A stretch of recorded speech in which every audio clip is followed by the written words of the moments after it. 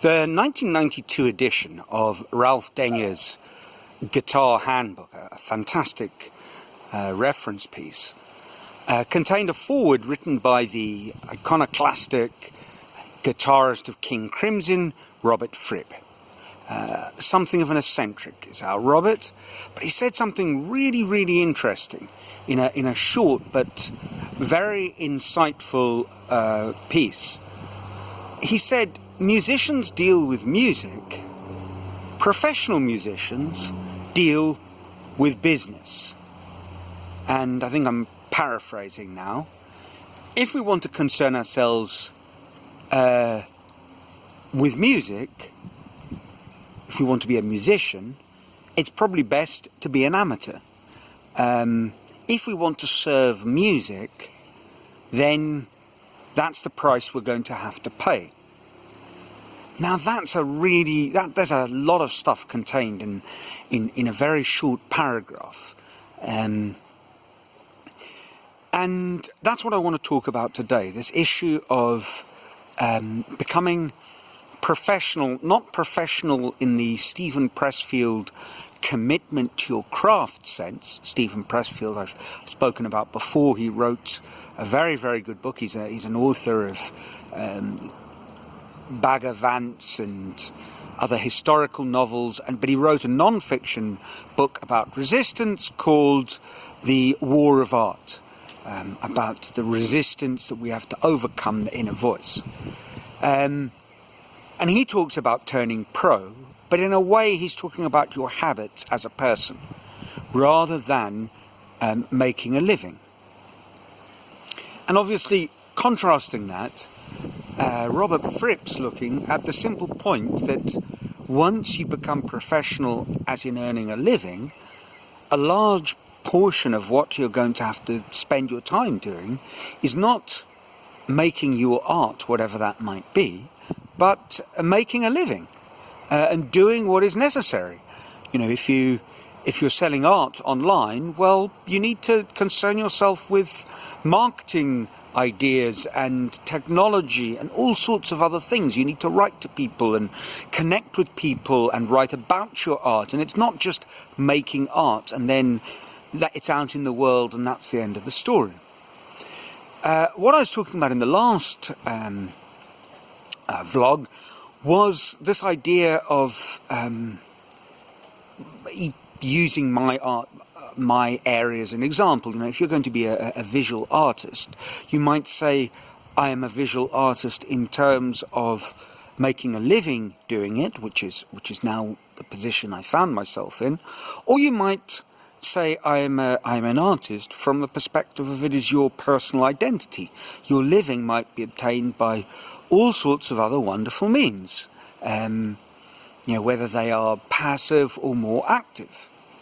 Now, if those means are more active, you know, when I was doing my sculpture in Sao Paulo, of course, I was also teaching mathematics and dealing with awkward children and even more awkward parents, never mind the most testing of the lot, difficult teachers themselves. That's what took up my time, and that's what took up my energy. And obviously that drips into what you can or can't do as an artist. And this really runs counter to the idea that Robert Fripp was talking about, which is this very pure view of I'm creating music and I'm free of the constraints that earning a living put on me. I'm unshackled, so I can make pure music. Now, in a way, I like to think he's right, but in another way, I think he's missed the boat. Excuse me for being a little presumptuous, little old me talking about one of the truly great guitarists that England produced in the second half of the 20th century. I really believe that. Amazing musician. An amazing thinker. And this little piece that he wrote is full of wonderful nuggets, but I can't help but feeling that he's saying something real there, but he's missed two important points. I think the first is that those constraints that having to be professional about your art, the constraints that you put upon yourself actually don't inhibit your creativity, they unleash it. As long as you're aware that they are there, and as long as you are somewhat aware of what you're trying to accomplish in the first place, the constraint, in a way, channels your ideas and gives you something to push against.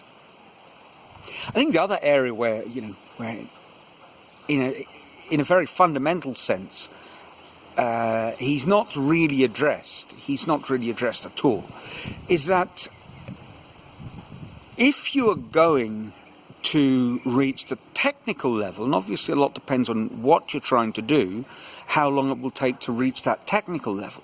But if you're going to reach the technical level, let's say playing an electric guitar or an acoustic guitar like Robert Fripp did, the sheer volume of practice hours make it almost impossible to do that unless you make it central to your day's activities. This is I think it's an inescapable point. These great guitarists talk about the joy of creating, and they gloss over the fact that Robert, from the age of his early teens, perhaps younger, that's all he did. He just played guitar non-stop, really hammered away at it. There's a wonderful story about him. This, I guess, must have been in the late 60s, and if I'm not mistaken, someone out there correct me if I've got this wrong, I think he grew up in the Bournemouth area, somewhere around there, and he was part of the small local guitar scene. And at the time there was a piece of guitar music that came out that was incredibly fast and difficult to play, and at the local guitar shop people were having a stab at it, and he was watching all this quietly. Then he went away, and he came back 3 weeks later, and so the story goes, he sat down, didn't say a word, plugged the guitar in, played the piece that had blown everyone away, and absolutely tore through it.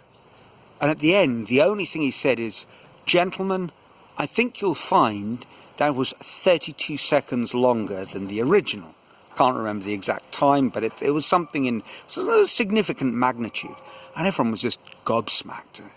Eventually someone said, "Robert, didn't you know how it was recorded?" He said, "What do you mean?" He said, "Well, the speed that we hear the recording, it's been sped up in the studio.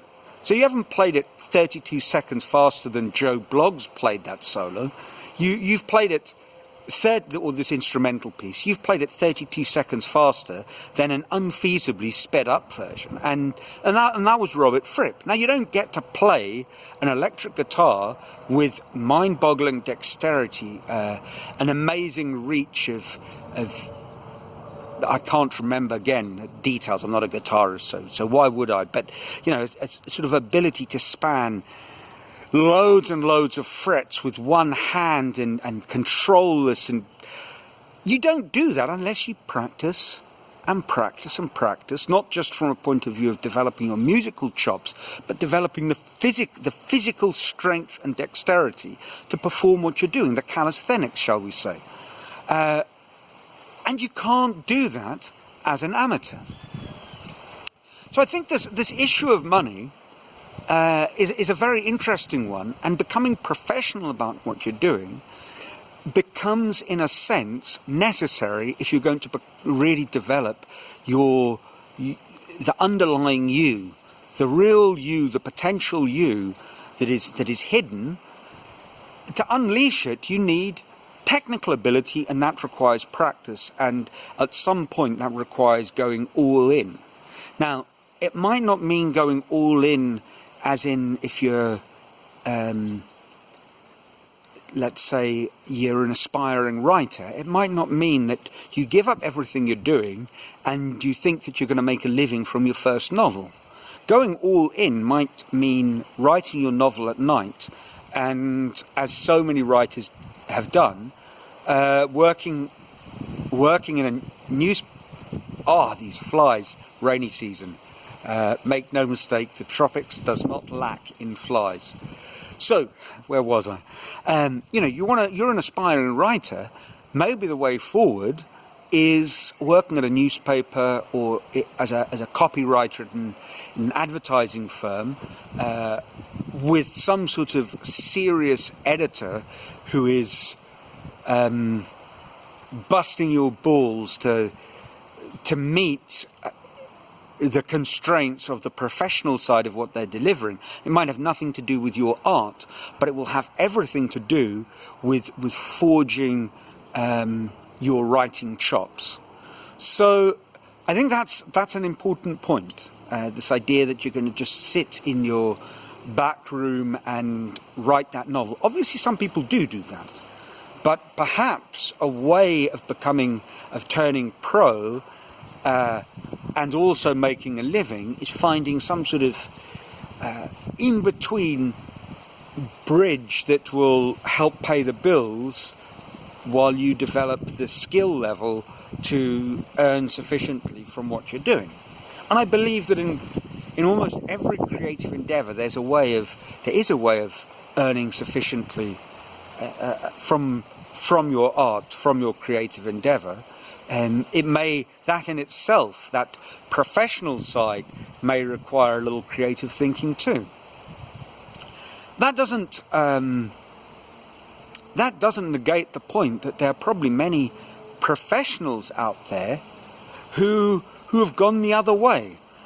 You listen to some professional musicians, and I almost hesitate to call them musicians, not because they're not technically capable, but because what they're producing is an artisanal work for someone else's commercial needs, and they really haven't got any of their own thought or feeling or emotion in what they're producing at all.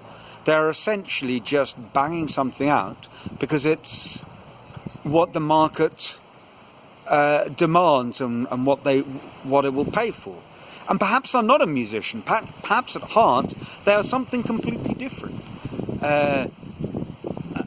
Because in that, I suppose, in the final analysis, we need the professional side to discipline ourselves and to create a space of time and energy that will produce the level we want to produce. And on an emotional side, we need to identify with what we're doing so that what we do produce is us. And I think this is ultimately this is true of every profession. If you're a school teacher, you might earn a living as a school teacher, but you're not really a teacher. You're someone that they're paying to give lessons. But your identity is not that thing, that profession. So I think this is a situation where both are called for. Next talk, I'm going to look at this step-by-step process of earning money and eventually becoming self-sufficient in the thing that you want to do. As always, I look forward to hearing your comments, and from a overcast, post-rain and inundated in insects Brazil, until next week, ciao.